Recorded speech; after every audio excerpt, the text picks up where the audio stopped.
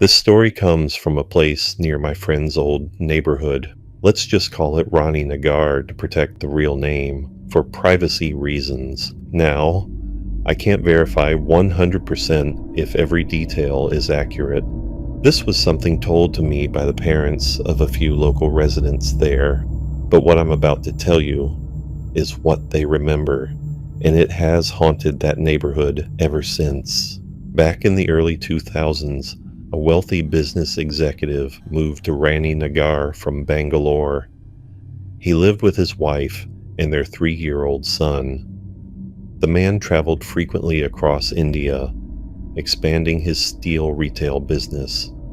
Initially, their move was supposed to be temporary, just a couple months, but when his project in that region extended to a few years, he decided to invest in property and build a home there. And that's where things started to go wrong. They bought a plot of land at a suspiciously low price, almost too good to be true. The soil and materials used to build the house were sourced locally, mostly mud and clay from a ground not far away. But what they didn't know was that this particular ground bordered an old cemetery, and during excavation, some of the soil near the cemetery wall, maybe even from within it, was unknowingly mixed in with the clay, which was then used to build the house. The family moved in as soon as the house was complete. From the very first night, the wife began hearing things, soft whispers from the roof, strange thuds in the hall, and occasionally dark shadows moving across the corners of her vision. She tried to convince herself it was just part of settling into a new home. She told her husband and even a few neighbors, but no one took her seriously. They thought she was just stressed, or maybe imagining things. Then came the day her husband had to return to Bangalore for work. It was supposed to be just a 3-day trip, but those 3 days changed everything. From the very next morning, she woke up to find the bed slightly moved, not just the sheets, the entire bed by a few inches. She would hear muffled voices at night, sometimes as many as 4 or 5 people whispering in a locked room. When she opened the door, nothing, no one, no sound, just silence. She started locking every room at night, but every morning the locks would be open. She didn't want to scare her husband or disrupt his work, so she kept everything to herself. But deep down, she knew she wasn't safe. Eventually, she had enough. She quietly packed a few clothes, some essentials, and took her son to a nearby rental house. But in the rush, she forgot something back at the house, some documents, or maybe jewelry. So she asked her neighbor to watch her son for a few minutes, and she went back to the house, alone. She never returned. Hours passed. The neighbor, worried, called her husband in Bangalore and explained everything. He panicked. He told the neighbors to check the house immediately. The neighbors gathered a few people and went inside, and there, in one of the upstairs rooms, they found her, hanging from the ceiling fan. No note, no signs of a break-in, just her lifeless body in a house that felt colder than death. Her husband came back as fast as he could, but it was too late. He left the city, took his son, and never came back. Since then, the house has remained mostly abandoned. People who tried living there after couldn't last more than a week. Some said they heard a woman's voice screaming at night, "Where's my child?" Others claimed to see a woman walking across the second-floor balcony, even though no one lived there. Over the last 22 years, at least 20 deaths have been linked to that house. Some say people went insane in their sleep. Some vanished, and a few were found dead in exactly the same room where the woman hanged herself. Recently, a family tried renovating the place, gave it a fresh coat of paint, but within days, they fled. No explanation, no goodbye. Now, There's a coconut tree growing right in the middle of the front entrance, as if even nature itself is trying to block the door. Locals avoid the street altogether during Amavasyas, new moon nights, and parents still tell their children, don't take that road after dark, because even now, some claim to hear crying from inside that house, or worse, a faint lullaby being sung in a voice that's no longer human. Believe it or not, that's up to you, but if you ever visit Rani Nagar and you pass by a house with a tree blocking the door, just keep walking.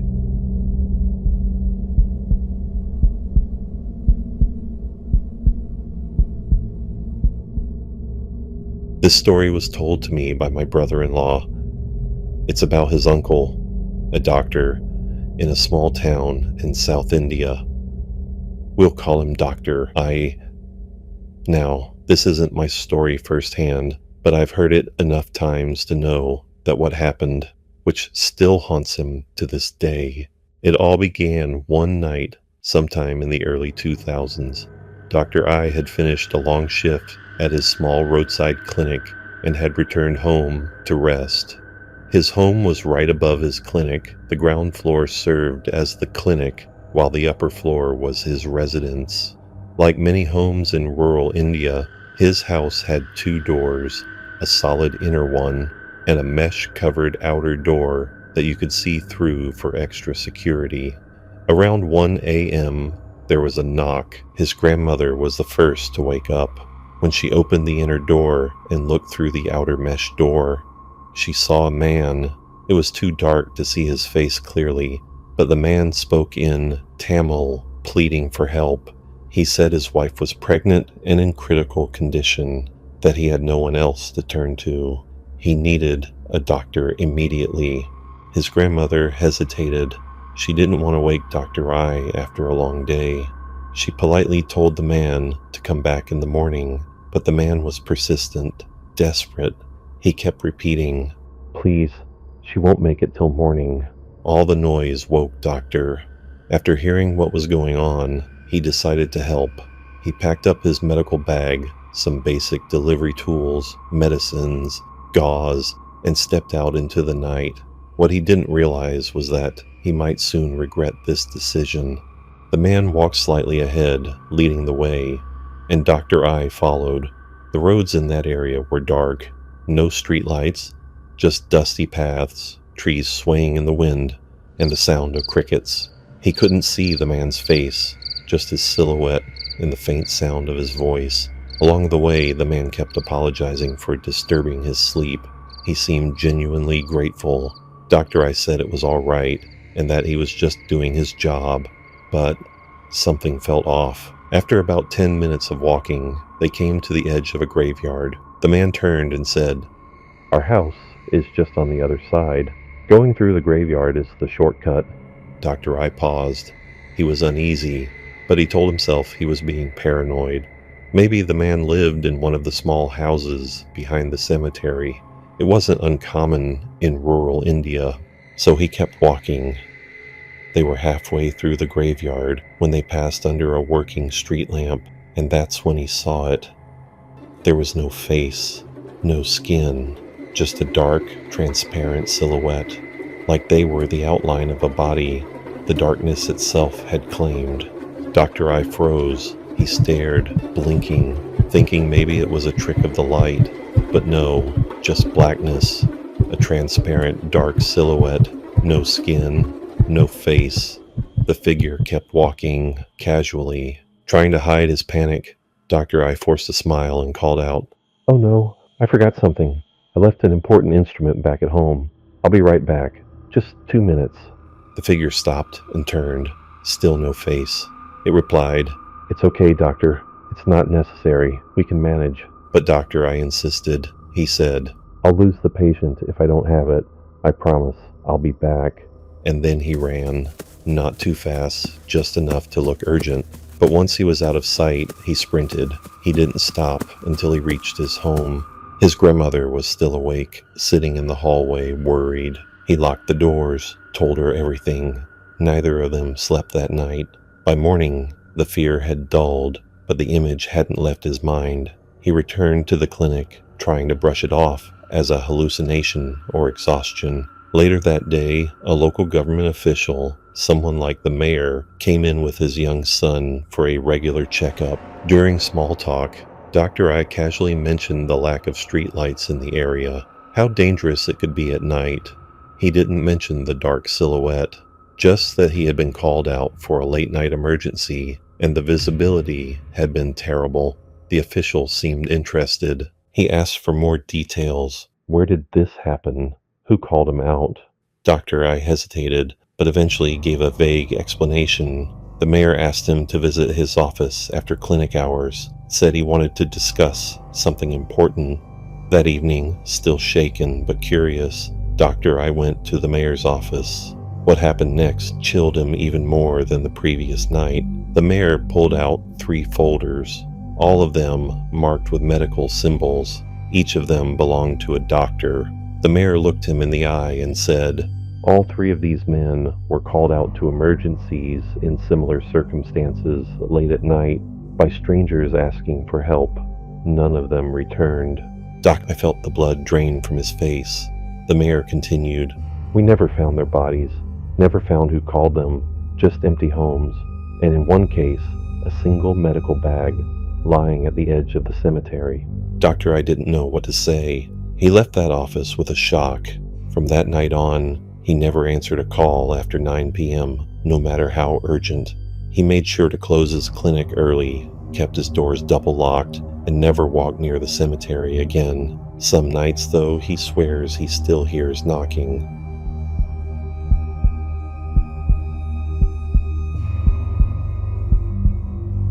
I come from a small city not too far from Goa. After spending nearly 4 years living in a packed city like Bangalore, it always feels peaceful to return home. There's something about the silence of a small town, the familiarity, the calm. But sometimes the silence hides things you can't explain. This story happened shortly after I moved back in with my parents. My brother was about to move abroad, and I didn't want our parents to be left alone. Coincidentally, we had also decided to get our family house renovated around the same time. To make the renovation easier to supervise, we moved into a vacant house right across the street from ours.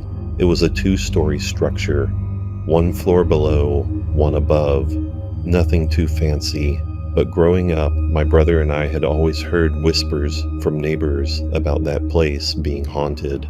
Of course, we never believed them until we stayed there. The first few nights were normal, but one night, things changed. It was late. We were all asleep. My mom suddenly woke up in a panic, gasping like she couldn't breathe. She said she had felt something hovering near her head, touching her hair. When she opened her eyes, she saw a hand, just an arm, from the elbow to the fingers, right beside her face. No body, just a hand. She screamed.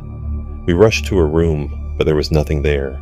We tried consoling her, assuring her it was only a bad dream, and eventually she calmed down. Over the next few days, things seemed to go back to normal. But then it happened again.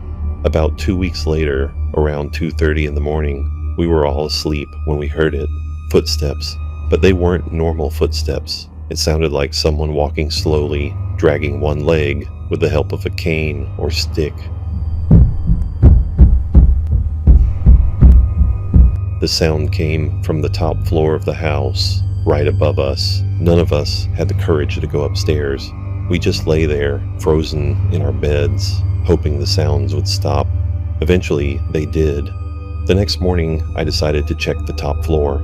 It looked abandoned, just an old dusty room, some cobwebs, broken tiles. But in the corner of the room, I found something strange. A wooden stick, like a walking cane, leaning against the wall. Next to it were some old faded men's clothes, folded neatly. As I bent down and picked up the shirt, the cane suddenly dropped with a loud thud, even though no one had touched it. Panic surged through me. I didn't dare stop to investigate. I dropped the clothes and bolted out of there. But the worst part came a few nights later. While everyone else had gone to sleep, I wasn't feeling tired, so I stayed up reading a novel. Around midnight, I had to use the washroom. The only issue was in this house. The washroom was outside, in a separate structure in the backyard. I didn't want to wake anyone up, so I quietly made my way out on my own. It was chilly, silent. I used the washroom, and as I stepped out, I saw her, a woman, standing about 10 feet away from me. She was dressed in a red sari, long black hair flowing across her shoulders, and she was just standing there, laughing loudly. For some reason, I didn't feel scared at first. I thought maybe she was a relative visiting my aunt's place next door, so I smiled awkwardly and walked past her, avoiding eye contact. I went back inside, picked up my book again, and tried to forget about it. Eventually, I fell asleep. The next morning, I casually asked my mom, "Hey, did someone visit Andy's house last night? A guest maybe?" She looked confused and said, No one came last night. Why?" I told her what I saw, described the red sari, the open hair, the laughter. Her face went pale. She called my aunt into the room, and after hearing what I'd said, they told me the truth. Years ago, a woman who lived in that very house had been murdered by her husband. They say she was found hanging from the ceiling of the upstairs room, the same one where I found the clothes and cane. Her husband had a limp and always walked with a stick. I had unknowingly experienced both of them.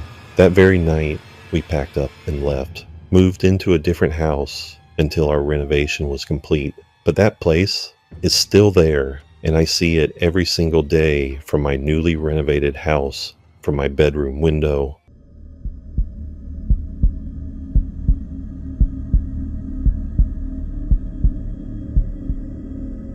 I want to share something. This one wasn't experienced by me directly. It happened years before I was even born. This is something my grandmother told me. It took place near her home in Kota, Rajasthan, and to this day, it gives me chills just thinking about it. There was this house about 4 buildings down from my grandfather's place, a modest home with a small veranda and a tall channel gate at the entrance, the kind made of vertical steel grills. It was home to a family of 4, husband, wife, and 2 children. Nothing unusual about them. But the house, that was different. People in the colony often whispered about the house. They said a man had ended his life there years before the current family moved in. The place always carried a heavy, unsettling feeling. For a long time, it was only a rumor, until one night, everything changed. It was around midnight when the entire neighborhood was jolted awake by what sounded like a blast. Not just a loud noise, it was an impact, like metal being crushed. My grandmother, along with other neighbors, rushed out to see what had happened. Everyone gathered in the area, eyes wide and confused. Some had brought flashlights, others just stood at their doorsteps. And then someone pointed at the house, at the gate. The tall metal channel gate was destroyed. It wasn't just broken, it looked torn, twisted outward, like something had exploded from inside, as if a force had launched itself at the gate with the power of a wrecking ball. The grills were bent at unnatural angles. Parts of the gate were flung across the street. It didn't look like vandalism. It didn't look like an accident. It looked like something huge had broken out. Neighbors rushed to check on the family. Everyone was fine. They claimed they hadn't even heard the noise. They were fast asleep. The police were called. They inspected the area. No sign of an explosion, no fire, no damage to the LPG cylinder or any wiring, no break-in, no intruder. Just a gate that had been ripped apart from the inside, and no one could explain how. That's when a few elders suggested calling in a priest. The priest arrived the next morning. He didn't even enter the house at first. He stood near the broken gate and started murmuring mantras under his breath.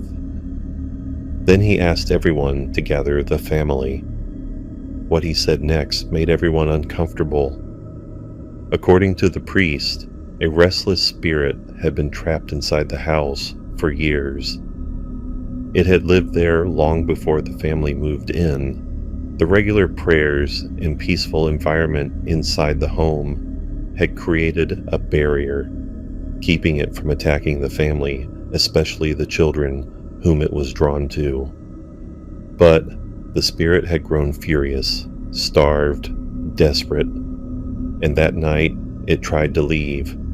But breaking out of its dwelling takes immense energy, more than what it needed to manifest. That gate wasn't just broken. It was the price the spirit paid to escape. The priest performed a haven, a fire ritual, and gave the family strict instructions to maintain spiritual cleanliness. The house was repaired, the gate replaced. But even today, when I visit Coda and pass by that house, I can't help but slow down. I stare at that new channel gate and try to picture the scene my grandmother described. I asked her recently if she believed the spirit truly left. She didn't answer. She just looked at the gate, then looked away.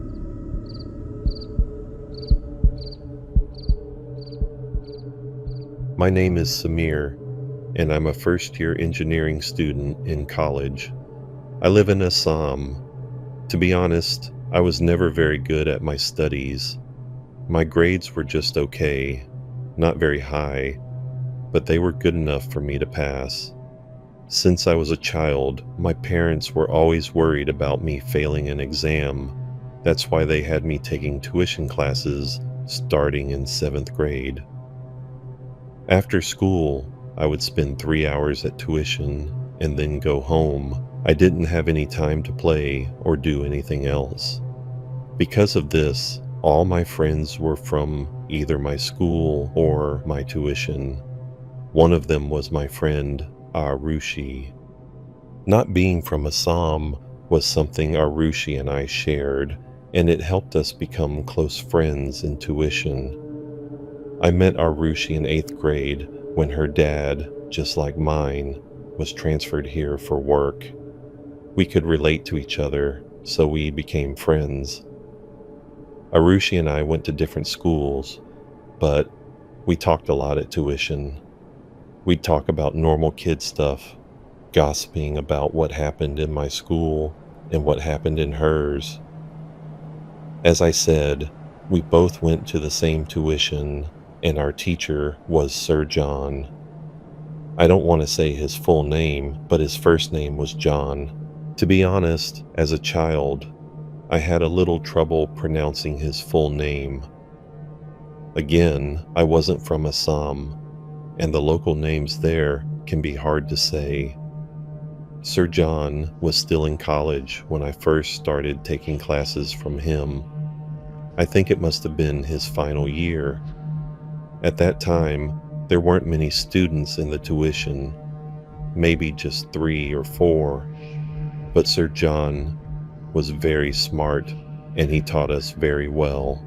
Because of his way of teaching, my studies got a lot better. He made everything seem so simple and easy that I could understand it all. The same thing happened with the other students. Because of this, Sir John's popularity grew among families. Soon, he had 10 students instead of 4.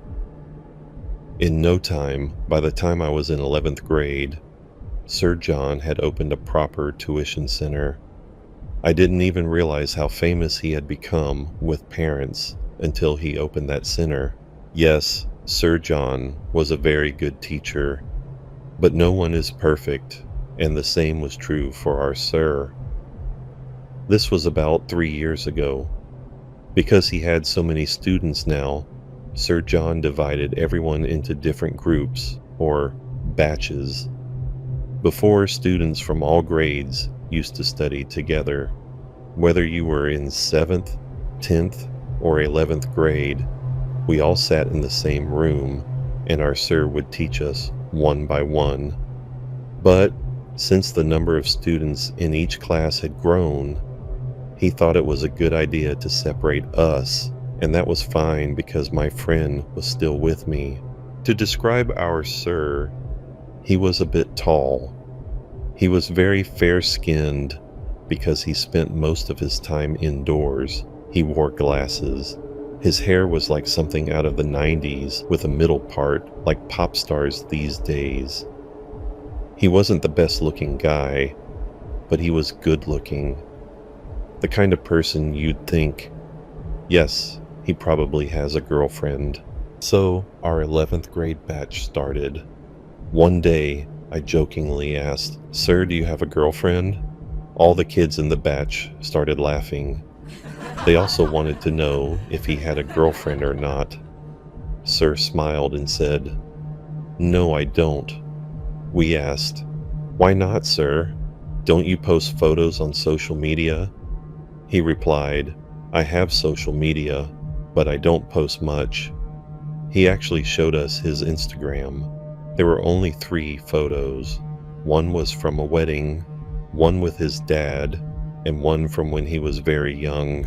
But even in those pictures, he looked good. Arushi also noticed this and said to Sir, "Sir, you look good in these photos.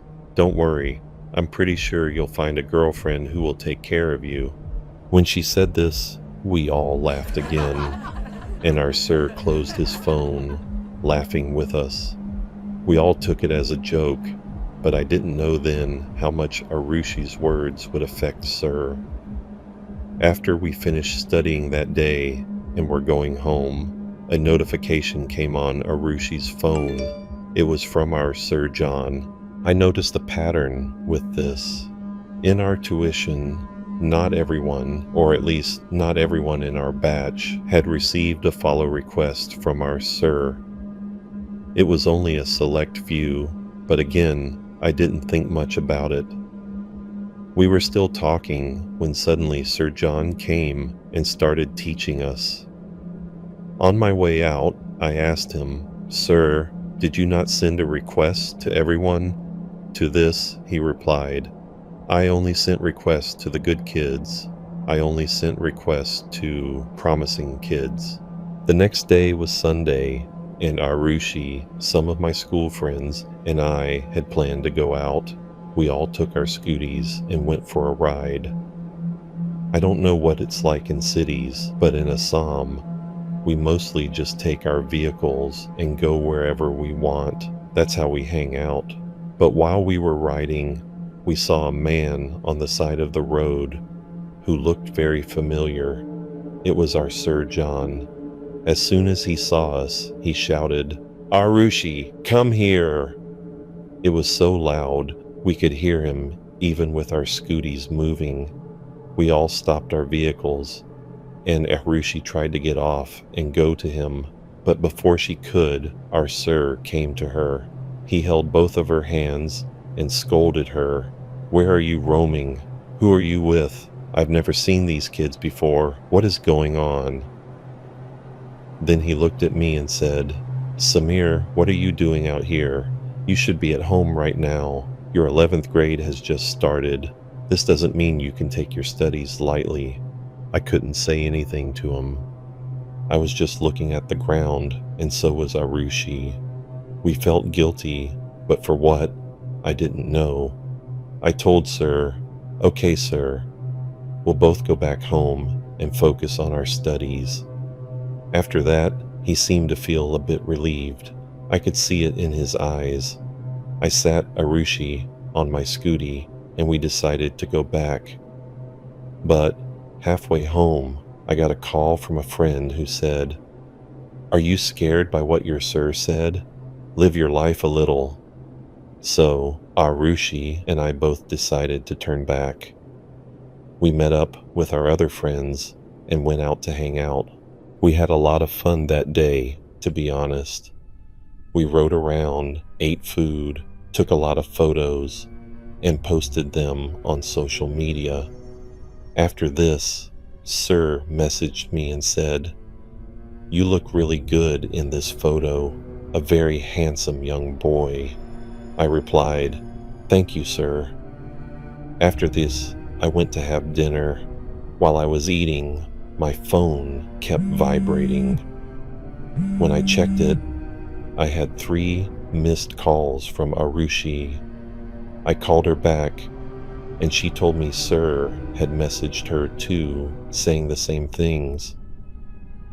We both started laughing at this situation.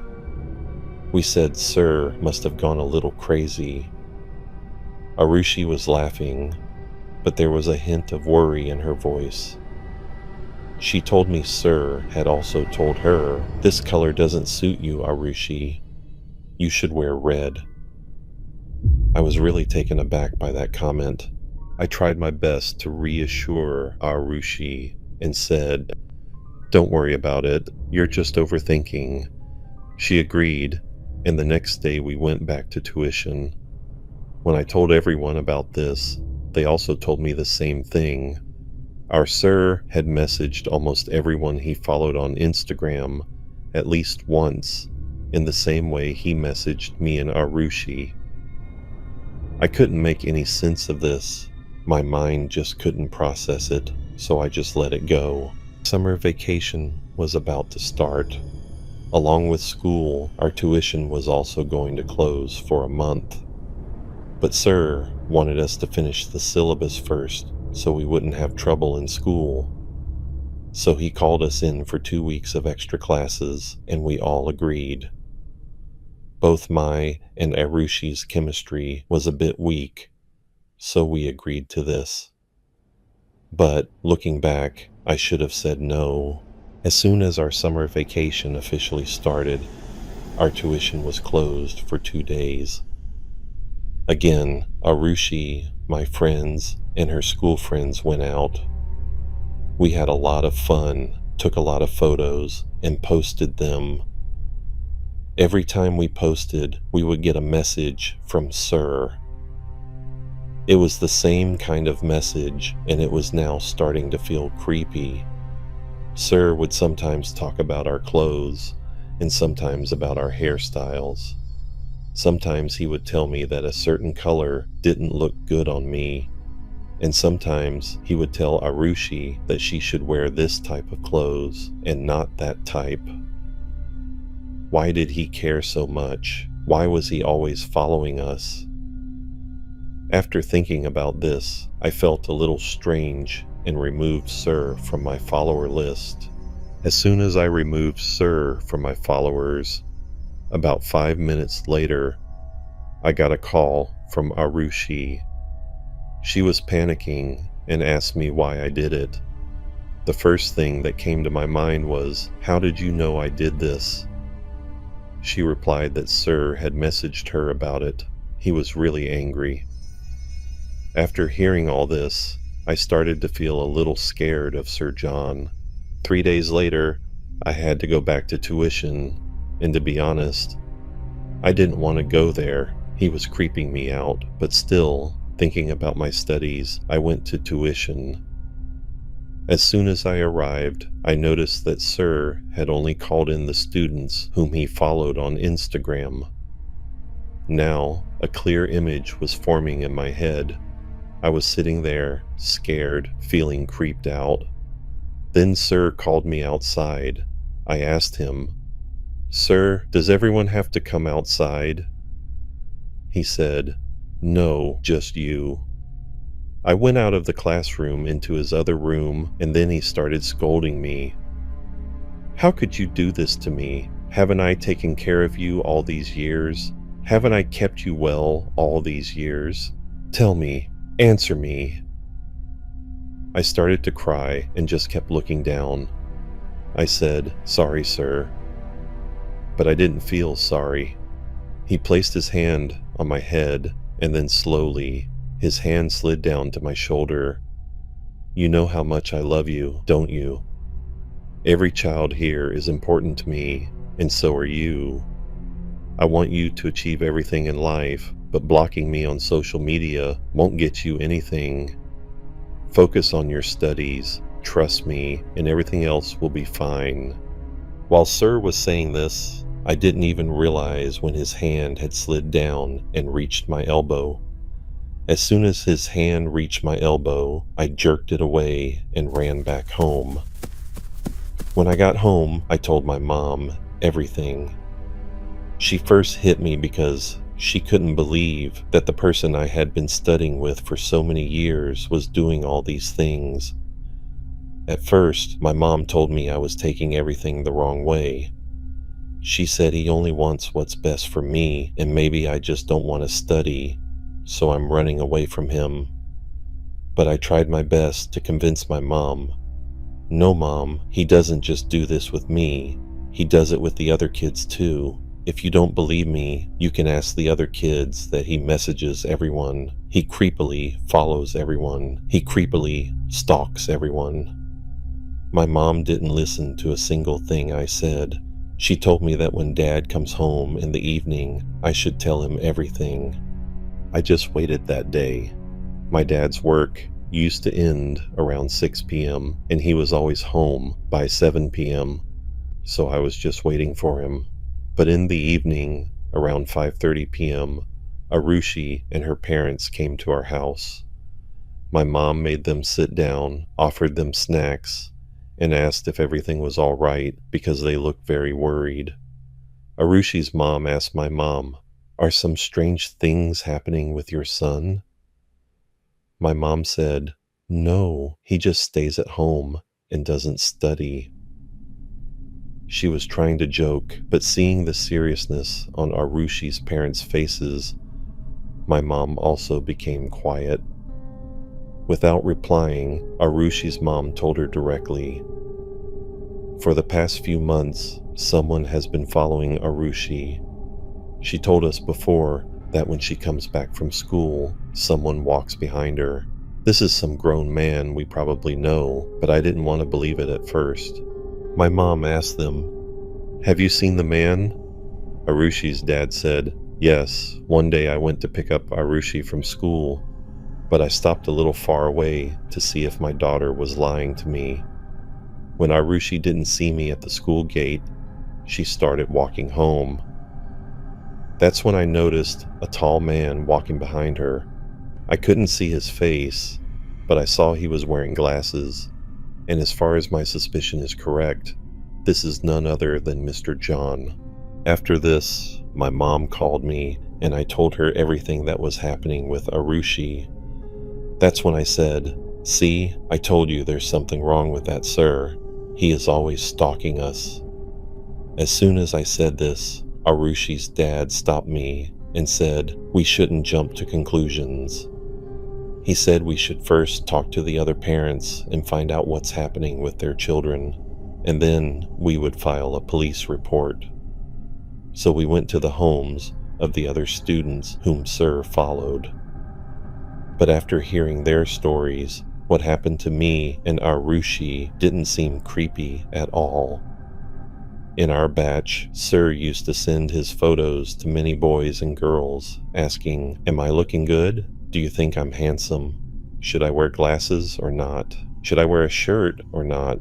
And on the pretext of clothes, Sir also used to send them his shirtless photos. Sir had even sent a photo of his to another girl in our batch and asked her, "Is this good enough?" Hearing all this, we all were very creeped out, and our parents felt disgusted. My dad was also with us, listening to all this. After asking some questions, he went with us to the houses of other parents, and as soon as he heard all these things, he felt really angry. He was about to go straight to Sir John's house to hit him, but Arushi's dad stopped him. He said that we had all the evidence and should go to the police, not straight to his house. But my dad's anger was not calming down, and he went straight to Sir John's house. He knocked on the door of Sir's house and angrily said, "John, come out." Our Sir came out. Seeing all the parents and children there, he was a little scared. He asked, "What happened? What are you doing here so late at night?" My dad, without looking anywhere else, started hitting him directly. While shouting, he said to Sir John, "You play with our children. We had so much trust in you to teach them, and this is how you act with them." Arushi's dad was trying to stop my dad, but my dad didn't stop. At the same time, my friend's family brought the police there. The police did not arrest Sir, but they took him to the police station. Even there, they first took Sir's side. They said that it's not as creepy as we were making it out to be.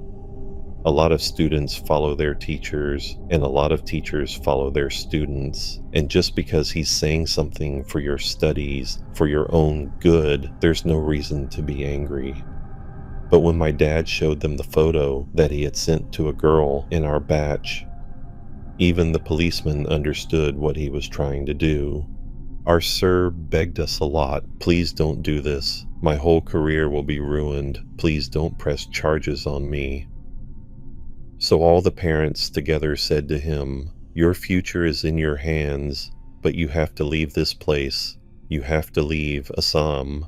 And that was the last time I saw my Sir John.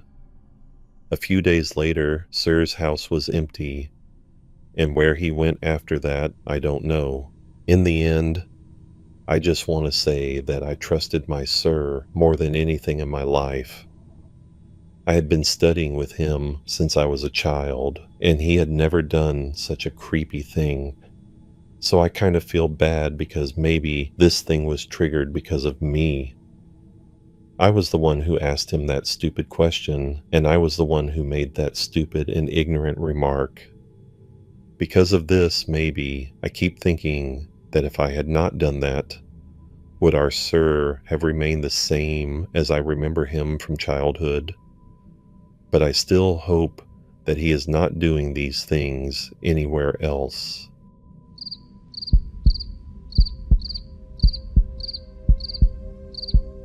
I'm Priyanka. Last year, my 3 friends and I went to Himachal. We had wanted to take this trip for a very long time, but with our busy schedules in college and at work, it didn't seem possible. The trip felt like a miracle to us. We took a bus to the beautiful valleys of Himachal. It was a completely different experience traveling from the city. The beautiful valleys, lush trees, and winding roads really drew us in. We had booked a hotel for 4 days and 3 nights. After we arrived and dropped off our bags, our guide took us to see the sights. Our trip was a little different from a typical tourist trip. While many people go to see the main attractions, our main goal was to go trekking and explore caves. We wanted to learn about Himachal's history by talking to local people, not just by visiting popular markets. We spent our time wandering around and getting to know the personal lives of the locals. During our explorations, we met an old grandmother who shared her stories with us, especially her love story. She told us how she met her husband in Kolkata. They got married, and because their families didn't approve, they ran away to Himachal together. Her husband was a farmer, and she took care of the cows. After a few years of marriage, her husband passed away, but she never remarried. Her story was truly inspiring to me. On our way back to the hotel, I was still thinking about her story when we met another group of tourists. We decided to spend the evening together, and at night, we all had drinks around a bonfire. We were there to have fun, after all. The 2 groups chatted and got to know each other's lives and jobs. Suddenly, the old grandmother appeared in front of our hotel. I was surprised she knew where we were staying, but she remembered my name and called out to me. I invited her to join us. She said she hadn't eaten, so we offered her some food, and we all started talking. I asked her about her husband and her old house in Kolkata, and she asked us about our lives. She was very surprised by the money we earned and the kinds of jobs we had in the city. After she finished eating, it was getting cold outside, so the grandmother came to our room and started telling us a story. She told us about a witch who lives in the trees in a specific part of Himachal, especially in our area. The witch only targets men with bad intentions or those who have committed a big sin. At night, the witch comes and knocks on the door, calling the man's name in a sweet voice. If the evil man opens the door, the witch breaks his neck, kills him, and steals all his things. The story sounded scary, but the way she told it made us laugh, and we didn't take it seriously. Later that night, we walked the grandmother to a shop, went back to our room, and fell asleep quickly because we were so tired. But in the middle of the night, around 2 a.m., something strange happened. Someone started knocking on our window. At first, I didn't get up, but my friend was so scared and the knocking wouldn't stop, so she woke me up. Our third friend was in another room, and when she also heard the knocking, she came running to our room. We were all scared and didn't know what to do. We called the hotel staff and told them about the knocking. They told us not to leave our room and said they would send a guard. Just then, the lights went out. I got out of bed and was looking for the light switch when I saw a figure standing near the window. Even though the window was far away, it felt like someone was standing right next to me. I got up the courage to go closer. I shouted, "Who is there? Tell me your name." But the shadowy figure didn't move. I slowly reached my hand out to the window. Just as I was about to touch it, the hotel guard shouted from outside, "Are you all okay?" We all ran to the door and opened it. We were a little shaken up, but the guard assured us everything was fine and then told us the truth. As I mentioned, my friend was in a separate room and all of our bags were there. When she got scared and came to our room, someone had tried to steal from her room. To our surprise, it was the grandmother. The guard told us that she would tell tourists scary stories so they would get scared and sleep together in one room. This would give her a chance to sneak in and steal their belongings. The grandmother was caught and started apologizing, crying, and saying that she had nothing to eat, and this was the only way she could survive. I felt sad for her, but I left everything to be handled by the hotel staff. From that day on, I learned an important lesson. We should not blindly trust people, no matter how they seem, and we should always be careful and keep ourselves safe.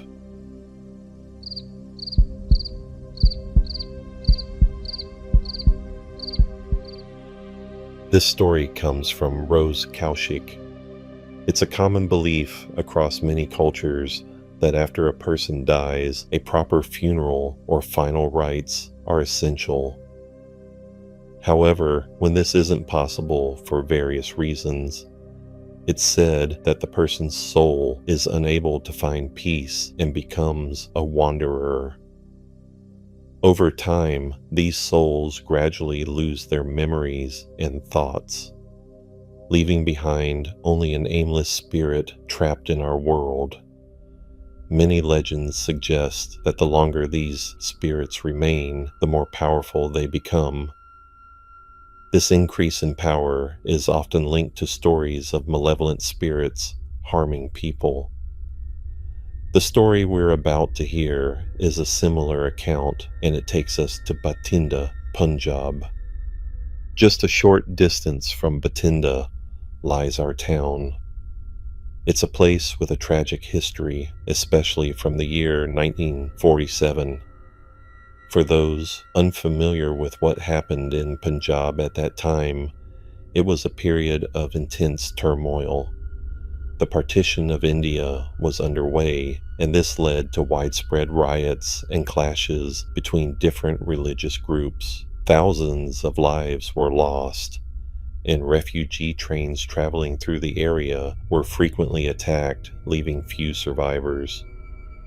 Because of this dark past, it's believed that the restless souls of those who died still wander our town. This story takes place about 19 or 20 years ago when I was just 5 or 6 years old. My family owned a banquet hall located on the National Highway, and my father was in charge of managing it. On days when there were no events, he would be home by 8 or 9 p.m. However, whenever a function was booked, he would often have to work late, sometimes not getting home until 11 or 12 o'clock at night. The journey from the banquet hall to our house was only about 20 or 25 minutes, so my father always traveled by bike. The route home involved a stretch of road that ran alongside a canal. On one side was the main highway, and on the other was a dirt path that meandered through open fields. While this path was often busy with farm workers during the day, it became completely deserted and dark at night. Since it was outside the village, there were no houses or street lights, and most people would avoid it after sunset. My father, however, found it safer to take this dirt path late at night to avoid the heavy traffic of trucks and other large vehicles on the main road. Some of our hotel staff, including waiters, cooks, and a few managers, were from outside Punjab and lived at the banquet hall. They had worked for us for a long time, but their behavior had recently changed. One day, they approached my father and confessed that strange things were happening at the hotel at night, and they were very scared. They were from Nepal and held strong beliefs in paranormal activities. One of them told my father that after dark, as soon as they went to sleep, they would hear noises from the kitchen, like utensils and other things falling. The door to the stairs leading up to the terrace, which was always locked, would sometimes be found opened. Another staff member claimed that around 1 or 2 a.m., he would hear the sound of someone running on the stairs, followed by a faint sound of the latch being slowly opened. My father was skeptical. He initially thought they were just making up excuses to get out of work, but he also worried that someone might be trying to steal from the hotel. So he decided to spend a night at the banquet hall with his workers to see for himself whether they were telling the truth or lying. That night, my father stayed in one of the staff rooms. He instructed everyone to sleep in the same room to ensure none of them could be responsible for the strange occurrences. After finishing all their work, everyone, including my father, got ready for bed around 11 or 12 o'clock. By 1 a.m., everyone was fast asleep. For a while, everything was quiet. But then, my father was suddenly woken by the sound of someone running on the stairs. He quickly sat up and looked around. All the staff members were still asleep. Puzzled, he wondered who could be on the stairs. Just as he was thinking this, he heard the distinct sound of the terrace gate's latch opening. Without a second thought, my father rushed toward the stairs. When he reached the top, the terrace gate was open. He ran outside, but there was no one there. The area was enveloped in darkness and a strange, heavy silence. Then a chilling feeling washed over him. My father sensed a presence on the terrace, something that was neither human nor animal, a strange and negative energy. He was frozen in place, unable to move. Coming from a Hindu family, my father is a deeply religious man. He knew that in such situations, it's advised to call on Lord Hanuman. So, right there on the terrace, he began to loudly chant the Hanuman Chalisa. He chanted until the feeling of dread began to fade. As soon as he felt a little better, he ran back downstairs. He tried his best to go back to sleep, but he couldn't. He spent the rest of the night awake, chanting the Hanuman Chalisa and waiting for the morning.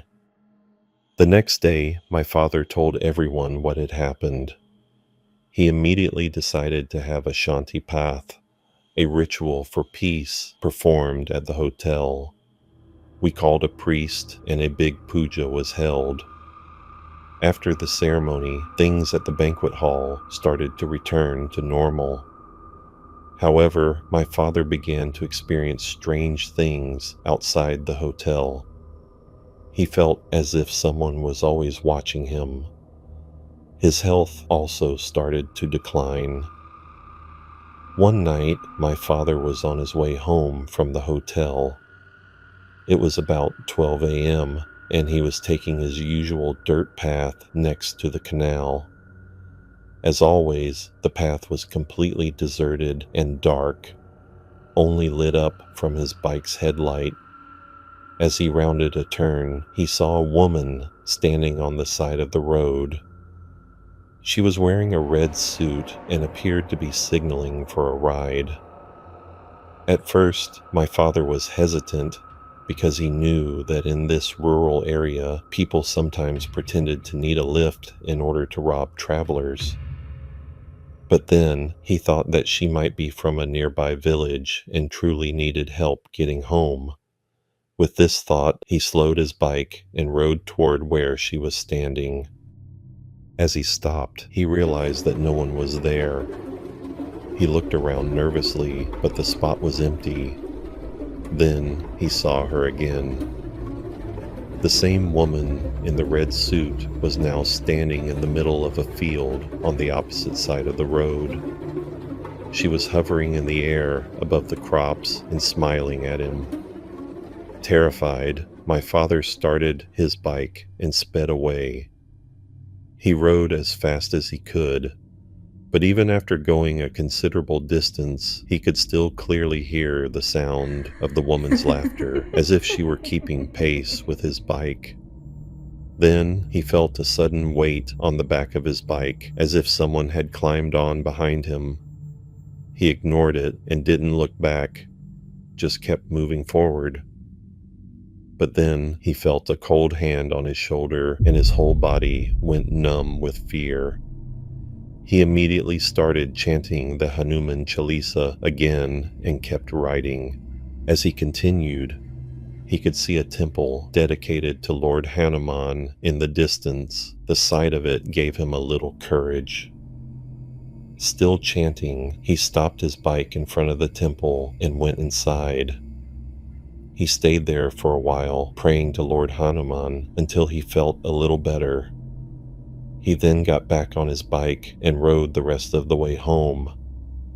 I still remember when my father finally arrived. His body was freezing, yet he was drenched in sweat, as if someone had thrown a bucket of water on him. He was trembling uncontrollably, and we were all very frightened. For the next 3 or 4 days, he was bedridden with a high fever. His health worsened, so we arranged for a puja at home.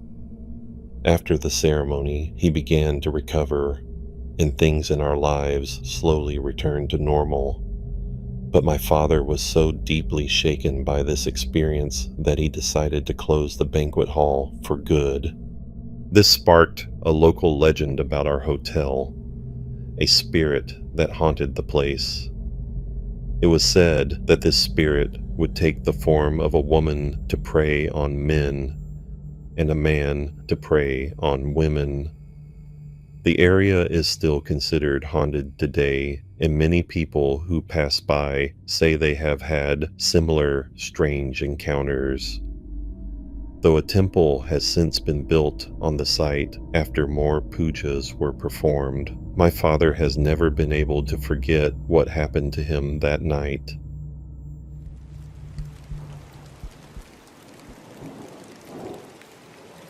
I was in 10th grade at the time, and we lived in the government quarters provided by the steel plant where my father worked. These weren't your regular neighborhoods. This was an entire planned township with sectors, playgrounds, schools. But over the years, things changed. Since the steel plant came into existence, rumors had spread that the low housing quarters, especially in Sector 1B, were strange. This sector was very close to forest, which made people anxious. One family reported that they woke up at midnight only to find a snake crawling in the kitchen. Due to this, people just stopped living there. Most of the homes were abandoned. Imagine a row of over 20 quarters, each quarter housing 6 families, now standing mostly empty. Only around 40% were still occupied, and even those were mostly new recruits or newly married couples trying to grab a cheap place. The rest left to rot. One night, it was my friend Arnold's birthday. Arnold had one of those strict Indian moms who would beat him if he so much as looked at someone wrong. I once saw her beat the pulp out of him, so when he got permission to stay out late, we knew this was a golden opportunity. It was me, Arnold, and 2 other friends, Alex and Ashok. We had dinner at a restaurant nearby, and as we left, the clock struck 10 p.m. We still had time before our curfew, 12 a.m., so I suggested something. Why don't we check the abandoned quarters in Sector 1B? Everyone hesitated for a second, but then nodded. The thrill of doing something forbidden pulled us in. We strolled toward Sector 1B. The streetlights here were broken or dim. The path ahead was mostly lit by the moonlight. We reached the first abandoned quarter. Broken windows, rusted iron grills, shattered mirror shards on the floor. Plants had crawled into the building. Complete vegetation took over the building. The second and third quarters were no different. A creepy silence, interrupted only by our footsteps and the occasional mosquito buzz. By the time we reached the fourth quarter, we weren't speaking much, not out of fear, just tired and starting to feel like all quarters were the same. Then someone, I don't remember who, said, Let's make it interesting. Rock, paper, scissors. Loser has to go in alone, climb to the terrace, and wave at us from there. We laughed, but we played. Alex lost. He tried making excuses. Bro, it's getting late. I can't. I have asthma. I think I saw a snake. We didn't buy it. We're not leaving till we see a way from the top, man. Reluctantly, Alex agreed. He took a deep breath and entered the fourth quarter. We stood silently, waiting, joking around. Then, we heard it. A girl's moan, faint, muffled. We froze. Did we just hear what we think we heard? We leaned closer to the broken window, barely breathing. Yes, someone was doing it inside an abandoned, rotting building at 10:30 p.m. in a place crawling with mosquitoes and God knows what else. We were dying of laughter inside, like when something funny happens in class, but you can't laugh out loud or you'll get caught. Then, silence. The moaning stopped. We heard footsteps, fast footsteps, coming toward us. Suddenly, Alex burst out of the front door, panicked. They have a gun! Before we could react, a gunshot pierced the air behind him. We didn't look back. We ran. Adrenaline shot through us as we dashed through the overgrown path, past broken fences, thorns tearing at our legs. We didn't stop running until we reached the main road, panting, terrified. We sat down, trying to make sense of what just happened. A gun? In India? In an abandoned quarter? It's incredibly difficult to legally own a firearm in India, and we couldn't think of anyone in that entire area Who would even need one? We didn't tell anyone. No police. No elders. We didn't have phones. And Arnold was already on the verge of missing curfew. His parents would have skinned him alive. So we swore to never talk about it. But even now, years later, I think about that night. What were those people doing in that place? Was it really just a couple? Or something more sinister? And who carries a gun to an abandoned quarter in the middle of the night? We never went back to Sector 1B after that. And to this day, I can't hear the sound of a distant firecracker without thinking about the sound of that gunshot. This happened when I was in 6th grade. It was the last day of school before summer break, and like most kids, we were just excited to goof off and make the most of it. After school, one of my friends, let's call him Alex, had an idea. He said we should go check out Sector 2, where an old NDRF camp used to be, the National Disaster Response Force. He told us the camp had been shut down for months now, and kids in the area had started going there to explore and mess around, break stuff, throw rocks, typical dumb kid things. I wasn't exactly the bravest kid, but I didn't want to be the one to say no either. So it was me, Alex, and our third friend. We'll call him Arnold. The place looked exactly like you'd expect an abandoned government facility to look. Rust everywhere, paint peeling off the walls, doors half broken off the hinges. Plants and vines had pushed through cracks in the tiles and floors, and debris was scattered all over the place. There wasn't anything scary at all. It just looked like a place long forgotten. We walked through a few rooms, old offices, bunk areas, a few rusted beds, even what looked like an equipment locker, nothing out of the ordinary. Then we got to this small bathroom tucked in the back of the building. It wasn't exactly spooky, just old. A couple of sinks, a cracked tile floor, and a mirror above the basin.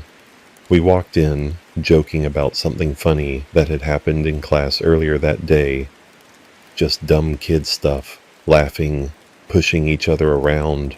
That's when Alex, still half laughing, looked at the mirror and said, "Bro, I don't see our reflection." I turned toward it, thinking he was messing around. But the second I looked into that mirror, I stopped laughing. He wasn't joking. In the mirror, we could see the room perfectly. The door behind us, the sink in front of us, but not us. Our reflections were completely gone. I don't mean blurry or faint. I mean gone. It was like we weren't standing there at all. I remember leaning closer, turning my head, raising my hand. Nothing. Alex and I were just standing there, trying to wrap our heads around it. At first, we thought maybe the mirror was fake, like some two-way glass or a trick. But it was only us missing. Everything else reflected normally. And the more we stared, the more confused and scared we became. I can't explain it, but the longer I looked into that mirror, the more I felt detached, like everything around me was distant, but I just couldn't look away. That's when Arnold, the third friend, suddenly shouted from behind us. I didn't hear what he said. Honestly, I didn't even realize he was still in the room. Next thing I knew, he picked up a rock from the floor and smashed the mirror. Glass shattered all over the floor. He grabbed us both by the arms and pulled us outside. We were both angry at first.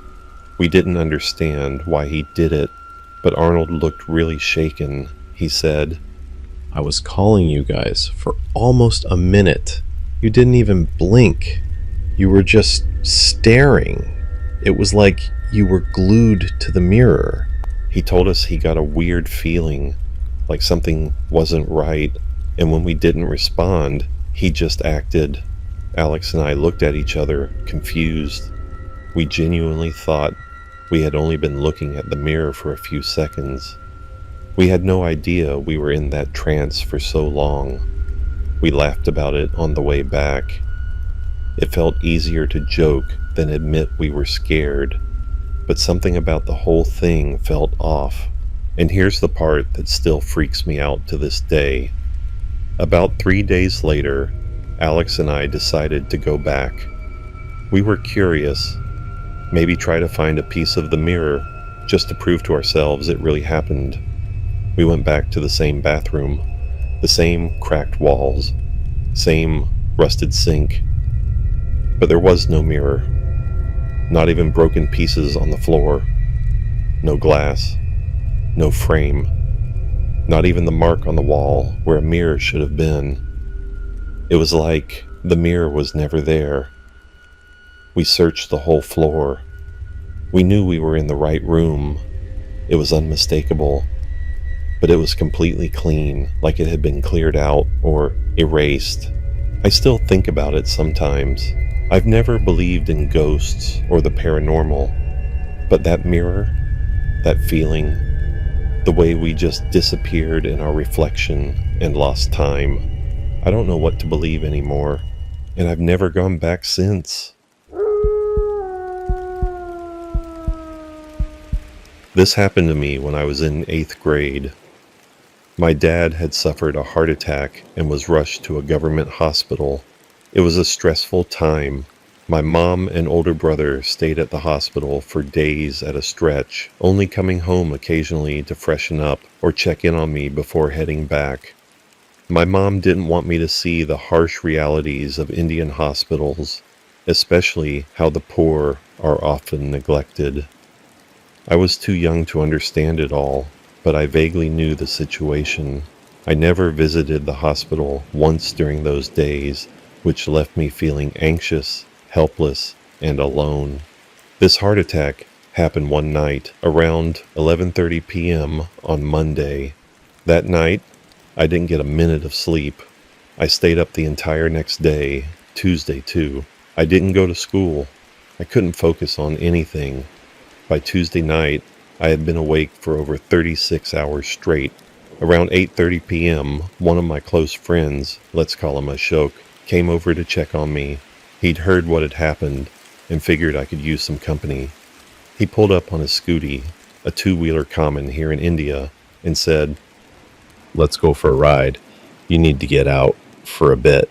I hesitated at first. I was sleep-deprived, mentally drained, but I also needed a distraction, so I said yes. We rode around for a while, talking about random things. It wasn't anything deep, just normal, light conversation, something I hadn't had in days. At one point, Ashok stopped at a spot on the side of the road. It was open and quiet, and there was a cool breeze blowing through. We sat there for a bit, just letting the silence take over.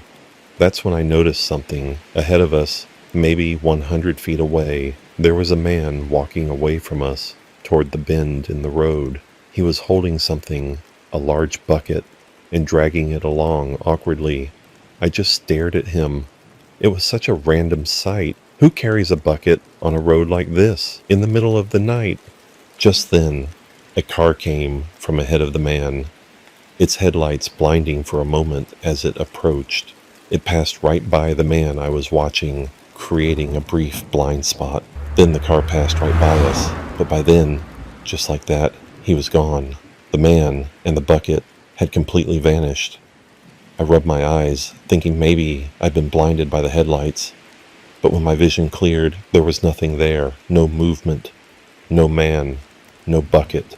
I turned to Ashok and asked, "Hey bro, did you see that man disappear over there?" He looked confused. "What man?" I said, "The man with the big bucket. He was just walking down the road right there." Ashok said, "Bucket?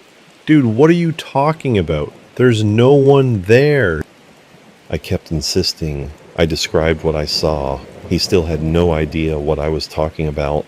Frustrated, I asked him to take me closer to the spot where the man had been. He agreed, and we slowly rode over. The road was surrounded by thick forest and bushes on both sides. No trails, no side paths, No way a person could have just walked off into the forest without making a sound, or rustling the brush, or without a flashlight. There were no footprints, no drag marks from the bucket. It was like he'd been erased. I got off the scooty and started checking the area. Ashok stayed seated, waiting. I searched as much as I could, scanning for anything, a person, a bucket, something. Nothing. Suddenly, I heard Ashok start up his scooty and begin to drive away. I called out, "Bro, wait! Why are you leaving?" He stopped and looked back at me, confused. Then he said something that still sticks with me. "Wait, you're still over there. I thought you sat behind me." I said, "No, I never got back on." His expression changed.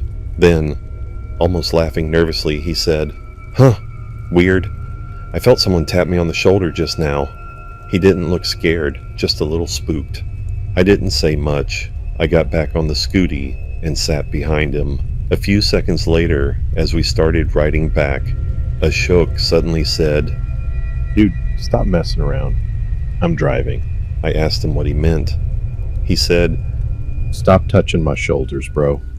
but I wasn't touching him. My hands were holding the seat behind me. I said, "I didn't touch your shoulders." That's when he froze for a second. Then, without saying another word, he slammed the accelerator and started speeding down the road. We were going close to 80 kilometers an hour, faster than that old scooty had probably ever gone. He didn't say anything else for the rest of the ride. When we got home, neither of us brought it up again. There was no point. No one would believe us. I like to tell myself that I was just sleep deprived from my father's incident, that maybe I was hallucinating, that the man with the bucket was just something my mind made up, and maybe Ashok's experiences, the tapping on the shoulder, were just paranoia, a reaction to my story messing with his head. At least, that's what I want to believe. But deep down, I know he believed me, because I saw it in his face. The moment he realized something touched him that wasn't me, he knew, and whatever it was, we will never experience that again.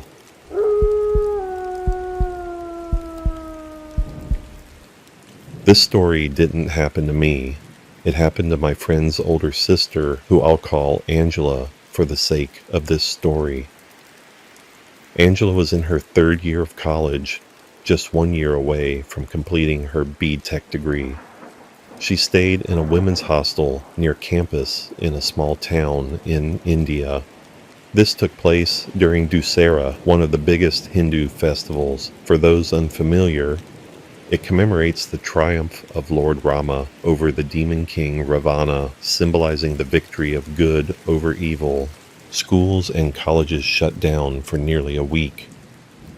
Most students and professors head back home to be with family, and for a few days, college campuses feel strangely empty, like a ghost town. Angela and her roommates didn't go home that year. They decided to stay back, catch up on some projects, and relax. One night, the girls decided to watch a horror movie together in their room. They laughed through most of it, saying how over the top it was. But by the end, one of them, her friend Anshu, had a dumb idea. She said, "Hey, why don't we try playing with a Ouija board?" At first, they laughed it off. None of them believed in ghosts. It was just something they'd seen in movies. But then Anshu actually went ahead and ordered one from Amazon the same night. The board arrived 3 days later. She had Prime delivery. It was just a simple cardboard Ouija board with a plastic planchette. The pointer you used to spell out messages. Angela, Anshu, and one more girl named Priyanka decided they'd actually try it. They didn't want to do it in their hostel room though, in case they got caught, so they chose a better spot, the abandoned canteen near the girls' hostel. It had been shut down the previous year due to high rent and low profits. Nobody went there anymore. The windows were cracked, the power was off, and there were broken chairs and tables scattered inside. It was perfect for what they wanted, and exactly the kind of place where something shouldn't be messed with. That night, they brought a bunch of candles to set the mood. They sat down, placed the Ouija board on a table, and lit the candles around it. They didn't take it seriously at first. They asked silly questions like, "Are you a boy or a girl? Do you have a crush on someone? Are you gay?" They were half laughing the entire time. Then Anshu asked, "Is anyone here with us?" No movement, nothing. She followed up with, "If you're here, knock twice for yes, once for no." Still no response. Angela rolled her eyes and said, "See, it's just nonsense. It's not real. Only works in horror movies." That's when Anshu did something weird. She picked up the planchette, held it in front of her eye, and looked through the glass hole. She said, "If they won't talk to us, maybe we can see them." Angela laughed again and said, "Right, like that's gonna work." Anshu looked around the room through the planchette, slowly turning. Then she handed it to Angela and said, "Maybe you'll see something I didn't." Angela looked through too, scanning the entire room. Nothing, just broken walls and candlelight flickering off the tiles. Then she handed the planchette to Priyanka, who had been quiet most of the time. What happened next was something Angela says she will never forget. Priyanka took the planchette, aimed it directly toward Angela, and froze. Her face went completely blank.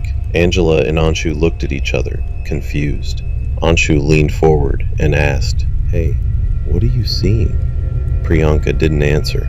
Angela said her expression was like someone who had been hit with a sudden wave of terror. Her eyes were wide, but empty. Anshu stood up and walked over. As soon as she reached her, Priyanka collapsed. She fainted. The planchette hit the floor, and at that exact moment, a strong breeze came in through the broken window, blowing out every candle. The girls screamed, panicked.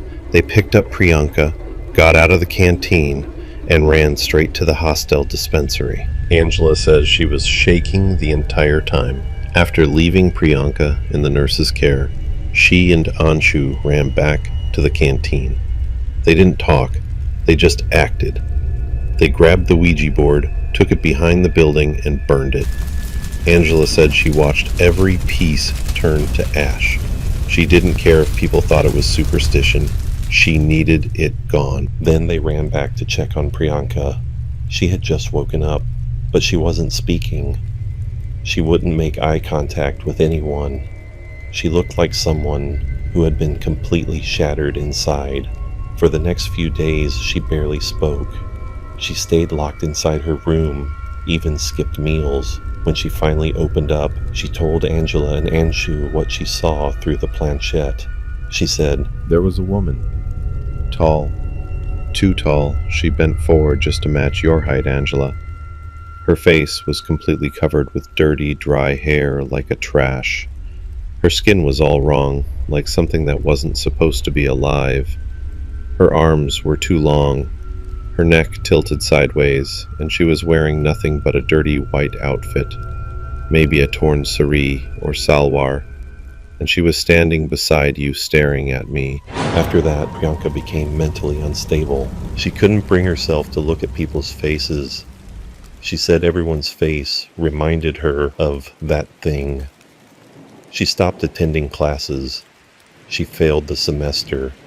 Eventually, she got a year back, and soon after, she changed colleges completely.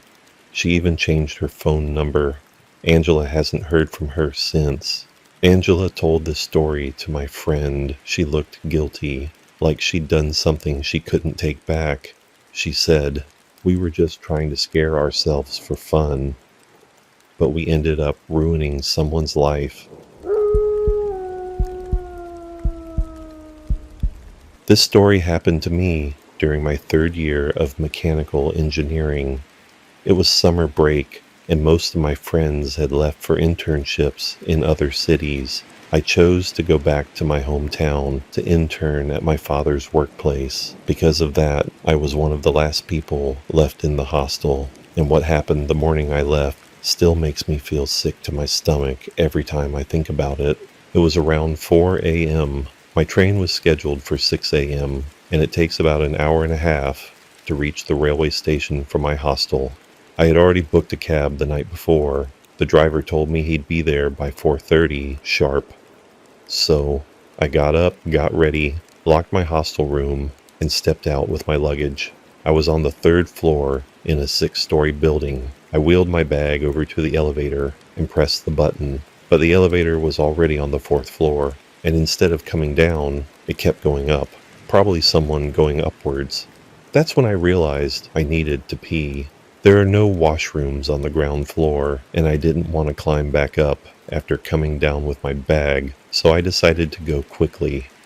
Our washrooms on the 3rd floor are positioned in a way where you can see the elevator through a small open space between the corridor and the bathroom area. So I left my luggage near the elevator and went to relieve myself, and that's when I heard it. A loud bang, followed by a short, deep vibration under my feet, the kind of sound you don't forget, like something massive just slammed into the ground. At first, I thought maybe my trolley bag had rolled down the stairs and fallen, but when I rushed out of the washroom and turned toward the elevator, my blood ran cold. The elevator had fallen. The doors on the ground floor were wide open, and the cabin had dropped all the way down past the lowest level. I could barely see the top of the elevator car. It was deep below where the ground floor ended, as if the shaft went into some pit. The elevator doors, they kept opening and shutting every few seconds, each time with a loud thud. It felt like I was watching a scene from Final Destination unfold, and I wasn't even supposed to be alive for it. That moment hit me like a brick. If I hadn't stopped to pee, I would have been in that elevator. There's no way I would have come out of that without broken bones, or worse, death. And this was supposed to be the start of my internship break, a crucial time in my life. I was furious and scared. I tried calling the college office, but it was 4 a.m. during the summer holidays. Obviously, no one picked up. So I banged on my friend's door like a madman. He was still staying in the hostel and luckily woke up. I ranted about what happened, and he promised he'd report it to the administration the next day. He was the type of guy who'd cause a scene if food was served cold in the mess, so that actually gave me some relief. Eventually, I left for the station. But the whole train ride, I couldn't stop thinking about it. That elevator drop, the way those doors kept slamming open and shut, the fact that if I hadn't had to pee in that exact moment, I would have gotten inside. That one small decision probably saved me from months of recovery or something much worse. To this day, I have a hard time stepping into an elevator alone, especially in buildings that feel empty